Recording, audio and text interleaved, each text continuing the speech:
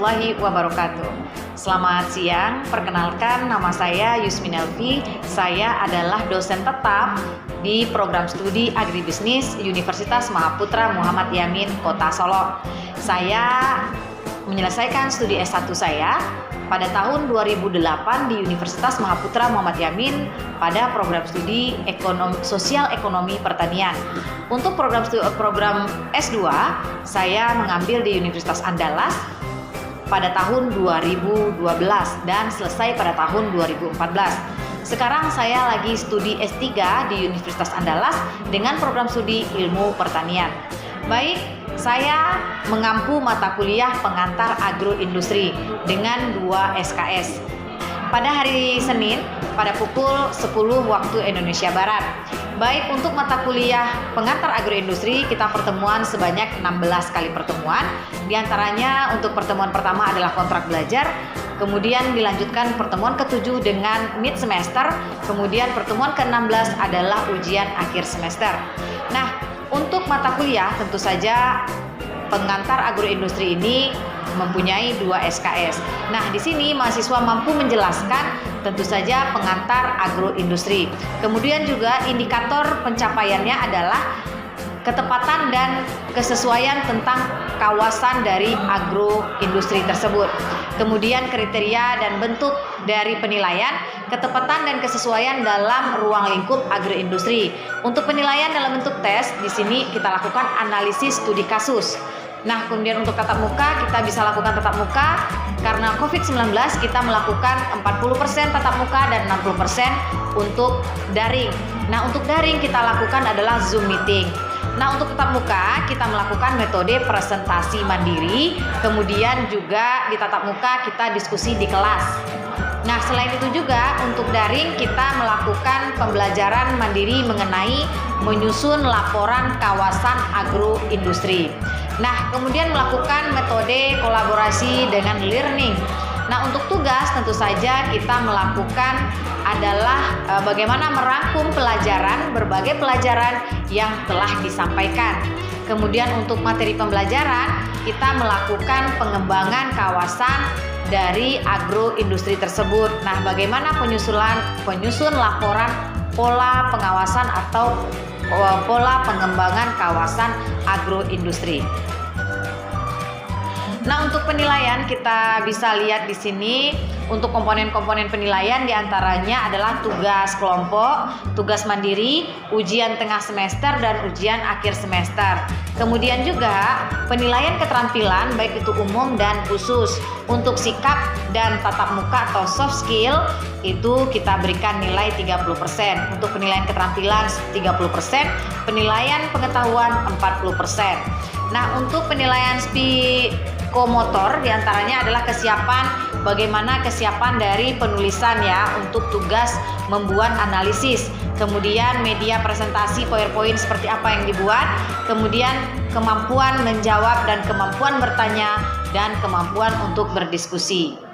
Nah, kemudian juga dalam hal indikator penilaian lain adalah keingintahuan atau kepercayaan diri, kemudian tanggung jawab, kemudian disiplin, teliti, kerjasama, dan juga kita harus tahu mendengarkan penjelasan, bertanya dan menjawab, serta bagaimana dia menanggapi. Kemudian juga ada indikator penilaian dari mahasiswa, diantaranya di ujian tengah semester kita memberikan 30%, ujian akhir semester, tugas individu, partisipasi dalam kelas, dan kehadiran. Nah, rentang nilai tentu saja kita lakukan seperti biasa. Nilai A tentunya ada B, ada C, D, dan E.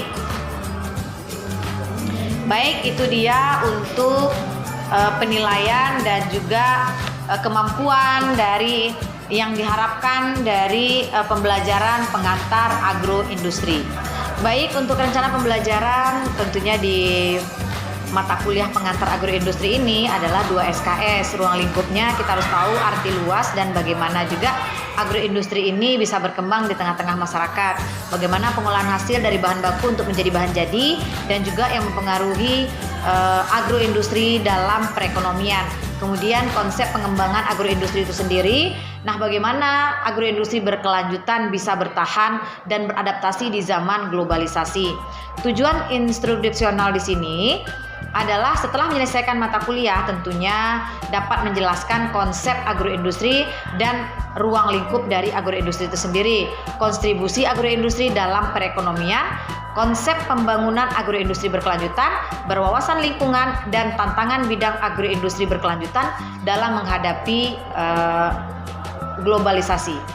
Kemudian seperti kita tahu, capaian pembelajaran untuk program studi agribisnis untuk mata kuliah pengantar agroindustri ini tentunya sikap adalah mampu bekerja sama dan memiliki kemampuan dalam agroindustri, mampu menjelaskan konsep pembangunan pertanian berkelanjutan, kemudian juga dapat menjelaskan konsep ilmu agroindustri dan ruang lingkupnya, kemudian keterampilan dalam bekerja sama. Tentunya mampu menerapkan pemikiran logis, kritis, dan sistematis dan inovatif dalam konteks pengembangan atau mengimplementasikan ilmu pengetahuan dan teknologi yang memperlihatkan dan menerapkan nilai yang sesuai dengan bidang keahliannya, mampu menunjukkan kinerja dan mampu bermutu dan terukur. Kemudian dalam capaian pembelajaran juga mahasiswa mampu menjelaskan ruang lingkup agroindustri. Kemudian mahasiswa mampu menjelaskan agroindustri itu apa? Mahasiswa mampu menjelaskan tentang faktor-faktor yang mempengaruhi usaha-usaha dari agroindustri tersebut. Mahasiswa mampu menjelaskan pembangunan agroindustri berkelanjutan yang berwawasan lingkungan. Kemudian yang terakhir, mahasiswa mampu menjelaskan tentang faktor-faktor yang mempengaruhi usaha dari agroindustri tersebut. Nah, kemudian juga dalam hal ruang lingkup, tentunya dalam arti yang luas dari hulu sampai hilir mencakup semua bidang agroindustri. Nah, dalam arti kata, faktor-faktor yang mempengaruhi usaha agroindustri ini adalah pembangunan agroindustri berkelanjutan yang berwawasan lingkungan. Nah, bahan kajian atau materi pembelajaran kita lihat adalah konsep dasar dari agroindustri itu seperti apa, pengembangan agroindustri itu seperti apa, model agroindustri itu seperti apa, ruang lingkup agroindustri itu seperti apa. Nah, kemudian kontribusi agroindustri dalam perekonomian, konsep pembangunan agroindustri berkelanjutan berwawasan lingkungan, dan yang terakhir tantangan bidang agroindustri untuk menghadapi globalisasi. Baik, berikut saya tampilkan video tatap muka dalam materi kuliah ke-6, yaitu pengantar agroindustri dengan materi agroindustri berkelanjutan. Baik, Assalamualaikum warahmatullahi wabarakatuh. Waalaikumsalam warahmatullahi wabarakatuh. Selamat siang, salam sejahtera untuk kita semua. Perkenalkan, nama saya Yusmin Elvi, saya dosen program studi agribisnis Universitas Mahaputra Muhammad Yamin, Fakultas Pertanian. Nah, kali ini kita akan masuk ke materi ke-6 untuk pelajaran agroindustri, pengantar agroindustri. Nah, seperti pertemuan sebelumnya, kita tahu agroindustri ini adalah pengolahan bahan baku menjadi bahan jadi. Nah, untuk materi kali ini kita akan berbicara tentang agroindustri berkelanjutan. Apa itu agroindustri berkelanjutan? Agroindustri berkelanjutan adalah salah satu usaha pertanian dalam mengolah bahan baku untuk keberlanjutan yang akan datang. Nah, apa saja yang perlu kita bahas dalam agroindustri berkelanjutan? Salah satunya bahan baku. Nah, ketersediaan bahan baku ini perlu kita pikirkan karena bahan baku ini adalah bahan pokok untuk mengolah atau melakukan suatu kegiatan agroindustri. Nah, kenapa perlu dan penting bahan baku? Karena tanpa bahan baku kita tidak bisa mengolah atau menjadikan dia sebagai barang yang siap jual dengan harga yang meningkat atau relatif lebih tinggi dari harga bahan bakunya. Nah, juga seperti yang kita ketahui dalam pembelajaran agroindustri ini, kita harus tahu dan kita juga harus mengetahui apa lagi yang mempengaruhi agroindustri berkelanjutan. Nah, seperti di sini kita tahu aspek-aspek manajemen dan konservasi sumber daya alam adalah hal yang paling utama yang perlu kita lakukan dalam penanganan agroindustri berkelanjutan ini. Nah, kenapa konservasi sumber daya alam? Karena dengan kita menjaga alam, bahan baku akan tersedia, akan cukup untuk melanjutkan kegiatan agroindustri kita. Nah, seperti yang kita ketahui, bagaimana konservasi sumber daya alam ini tetap terpelihara baik. Nah, salah satunya adalah bagaimana kita menjaga alam kita tetap bagus, bagaimana kita tetap menjaga alam kita manusia-manusia atau tangan-tangan jahil seperti itu. Baik, kemudian juga teknologi yang digunakan harus juga sesuai dengan apa yang diinginkan oleh sumber daya alam tersebut. Nah, teknologi yang kita gunakan apa itu? Misalnya untuk pabrik agroindustri atau usaha agroindustri kita butuh mesin-mesin pertanian membuat atau mengolah bahan baku menjadi barang jadi yang siap untuk kita jual dan kita pasarkan seperti itu. Nah, kemudian juga kita masuk di sini, kenapa harus penting sekali agroindustri berkelanjutan? Karena di agroindustri berkelanjutan ini selain bahan-bahannya siap sedia, kemudian juga harus ada konsumen atau yang seperti kita ketahui bangsa pasar yang akan membeli bahan-bahan yang mau kita jual kan seperti itu. Jadi dalam hal penyediaan bahan baku, dalam hal penyediaan konsumen. Nah, kenapa konsumen ini sangat penting? Karena siapa yang mau beli bahan kita kalau tidak ada konsumen atau pangsa pasarnya. Nah, kita juga bisa lihat bagaimana kita menjual atau kita melakukan pengolahan bahan baku menjadi barang jadi yang siap dipasarkan, yang tentunya juga diterima oleh masyarakat sekitar. Seperti yang kita ketahui, kenapa masyarakat itu sangat dibutuhkan?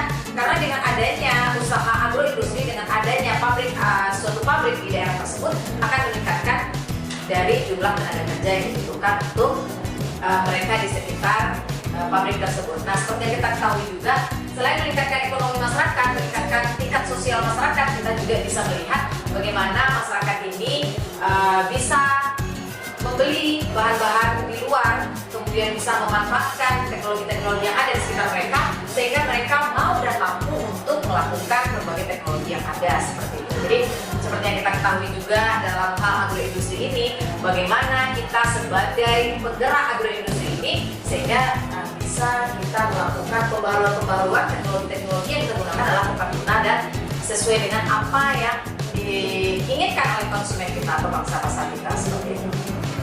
Oke, kemudian tantangan dan masalah yang terjadi dalam negeri atau di luar negeri ya, intinya agroindustri ini juga mendorong devisa negara. Nah, kenapa? Dengan kita mengekspor bahan-bahan yang sudah jadi ya, bukan bahan ekspor ya. Apa yang kita lakukan adalah bagaimana kita membuat intinya di sini bahan-bahan yang kita perlukan seperti itu. Oke, kenapa kita perlu membangun agroindustri berkelanjutan? Karena adalah penggerak dari roda perekonomian masyarakat. Nah, kita tahu untuk mata kuliah pengantar agroindustri ini kan dasar ya, dasar. Jadi untuk mahasiswa semester 1 harusnya tahu bagaimana bagus dan tidak bagusnya suatu sistem dari agroindustri. Karena kita juga tahu agroindustri ini adalah benar-benar suatu usaha yang bisa menggerakkan, yang bisa dilakukan. Bagaimana kita sebagai insan pertanian nanti bisa mampu menggerakkan sistem dari pertanian agroindustri ini. Baik, kemudian dalam hal pembangunan pertumbuhan ekonomi dan stabilitas nasional, kita juga tahu bagaimana nanti masyarakat bisa bergerak atau dengan sistem agroindustri ini pembangunan bergerak meningkat, bagaimana juga pertanian ini juga bisa meluas dan juga pertanian ini bisa dicintai oleh kaula-kaula muda, kemudian pertanian ini juga disukai atau jangan malu untuk jadi anak petani seperti itu. Kadang kan orang-orang juga berpikir, wah kita kan anak petani, kenapa kita begini, tapi jangan malu karena anak petani, tanpa petani kita tidak bisa konsumsi bahan pokok, kita tidak bisa menggunakan pakaian karena ini kan bahan baku.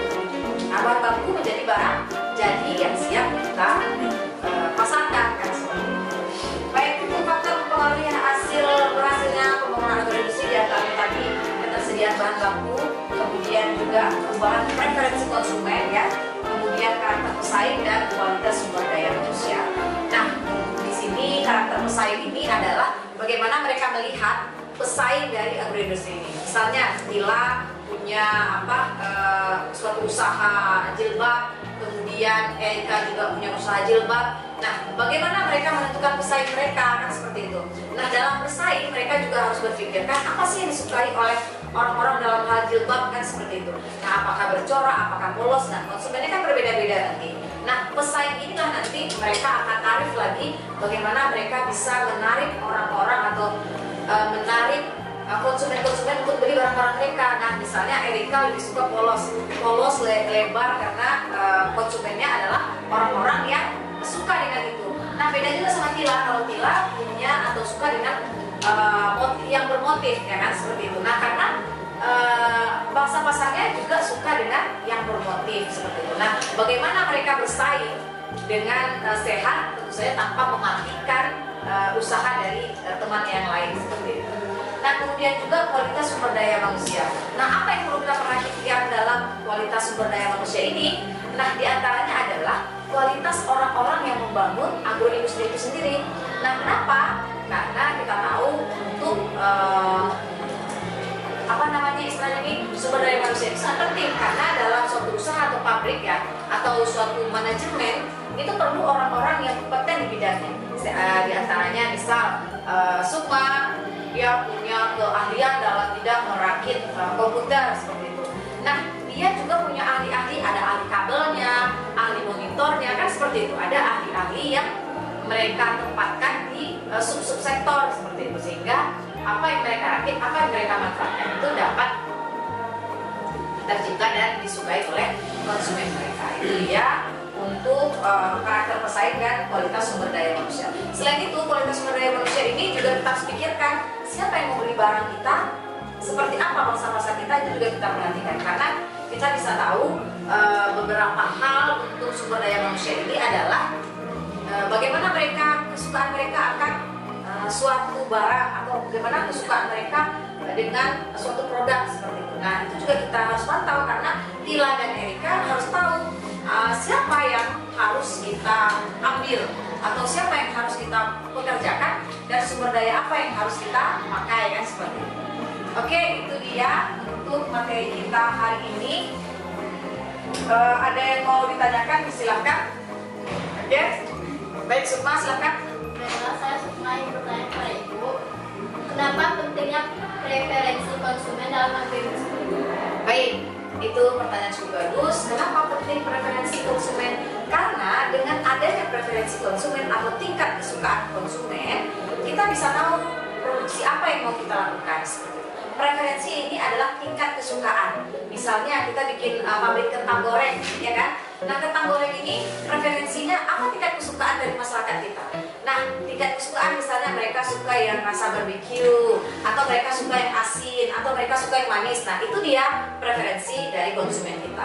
Atau juga ada pabrik keripik kentang, keripik ubi. Nah, itu juga ada yang rasa pedas, ada yang rasa manis. Nah, gimana tingkat kesukaan? Tingkat kesukaan ini bisa juga kita lakukan survei misal melalui internet atau melalui Instagram atau Facebook, bisa melakukan, karena sekarang kan lebih banyak kita media sosial.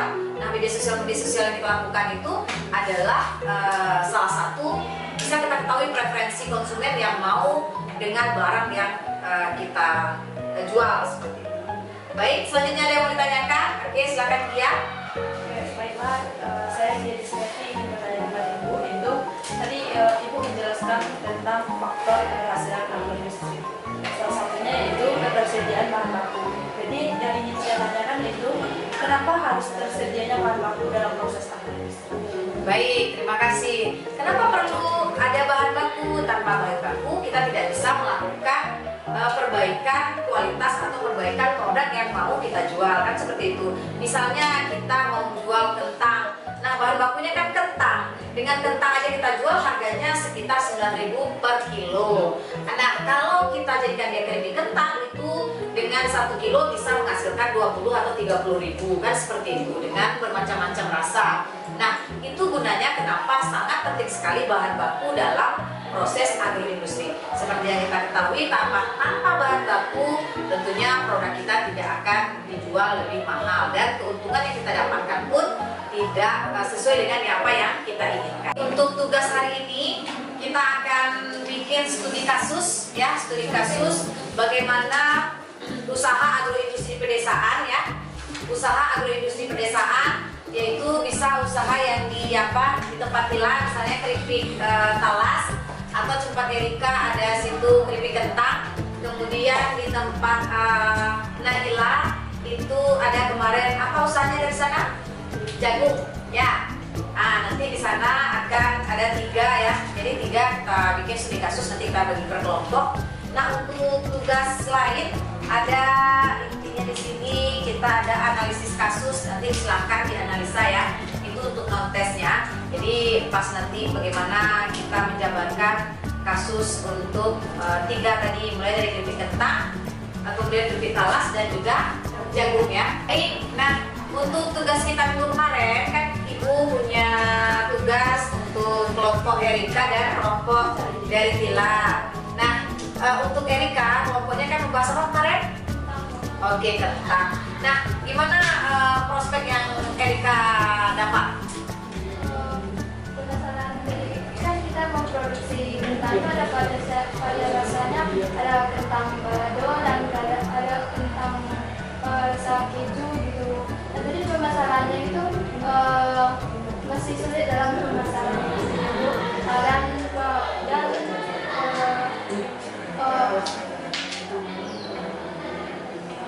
Apa tenaga kerjanya? tenaga kerjanya itu masih minim gitu, masih lingkup dari keluarga sendiri. Sedangkan permasalahan kita harus memproduksi lebih banyak gitu. Dan Berapa? Rasanya, bahan baku cukup. itu masih kurang karena dari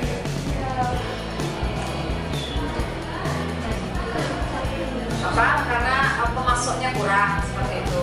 Baik, terima kasih Erika. Di kelompok Erika kemarin itu kan sumber daya manusianya kurang karena tenaga kerjanya hanya masih dalam keluarga, lingkup keluarga. Jadi mereka butuh beberapa tenaga kerja yang ahli di bidangnya seperti itu. Kemudian pemasaran berikut bahan baku. Nah, pemasok kentang kurang karena kan kualitas kentang karena musim sekarang ini pancaroba, apalagi sekarang setelah COVID-19 kita tahu produksi kentang itu menurun. Jadi ya, kita berharap mungkin bisa diakali dengan beberapa alternatif seperti itu. Nah, untuk pemasaran masih ada 2, keju dan rasa balado. Nanti bisa ditambah lagi dengan rasa yang asin seperti itu, atau juga nanti rasa rendang. Nah, tapi kita akan pastikan dulu pemasoknya seperti apa, karena bisa nanti Erika mencari pemasok-pemasok dari luar Sumatera Barat seperti di Kerinci, itu kan katanya bagus-bagus. Nah, bisa kita larikan ke sana. Baik, kemudian terima kasih, nanti kita bahas lagi secara detail ya. Kemudian baik, untuk kelompok Umar dan Tila silakan. Permasalahan dari kita itu yang pertama dari tenaga kerjanya, karena tenaga kerjanya masih berasal dari keluarga sehingga masih untuk pengolahannya talas itu masih Apalagi?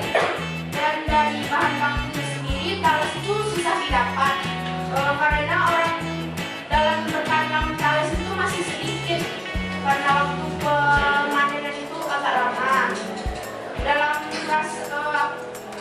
varian rasanya masih sedikit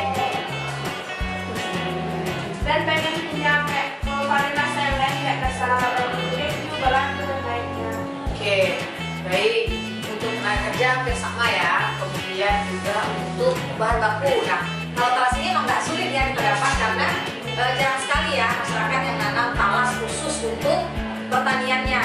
Jadi talas ini mereka tanam ya sekedar ada berkelompok-kelompok aja seperti itu. Nah, bagaimana nanti kita menyadarkan atau kita mengasih tahu orang-orang kalau keripik talas ini penting juga karena bahan baku dari talas ini kan sangat bagus untuk dijadikan keripik. Kemudian juga kalau orang sakit itu kan sakit mah itu kan juga sangat keripik talas itu bukan keripiknya ya. Rebusnya tuh bagus juga kan untuk menahan lapar kan seperti itu.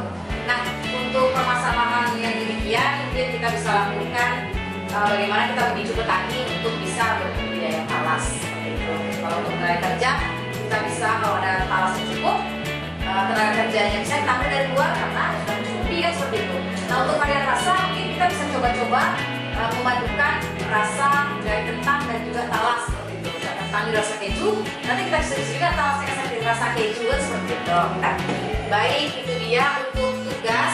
Kita bisa lakukan preferensi tentang seperti yang dibilang banyak cuma tadi untuk tugas ya.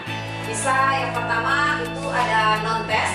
Non-test itu adalah silahkan cari nanti atau lakukan apa namanya di sini ringkas atau lakukan adalah suatu produk, cari satu produk yang bisa untuk kegiatan agroindustri. Misalnya kentang, dia akan menjadi apa untuk tuntutan rantai untuk bisa kita jual seperti itu. Kemudian untuk tes, nanti kita akan adakan kuis untuk minggu depan. Karena bahan atau materi hari ini silahkan baca-baca lagi. Nanti saya akan share bahannya di grup kita. Silahkan nanti baca dan juga pahami. Minggu depan kita akan post test ya. Baik, terima kasih. Demikian mata kuliah pertemuan ke-6 kita hari ini dalam mata kuliah pengantar agroindustri. Terima kasih atas pertanyaan dan juga waktunya. Selamat siang. Assalamualaikum warahmatullahi wabarakatuh. Waalaikumsalam warahmatullahi wabarakatuh. Berapa menit? 15. Nah, apa nih? Masih lama tuh. Tapi pengantarnya tadi? Pengantar 10 loh. Pengantar udah 10. Pengantar Tapi belum, pengantar kan? belum. Yang ini berapa? 15 menit pas. 15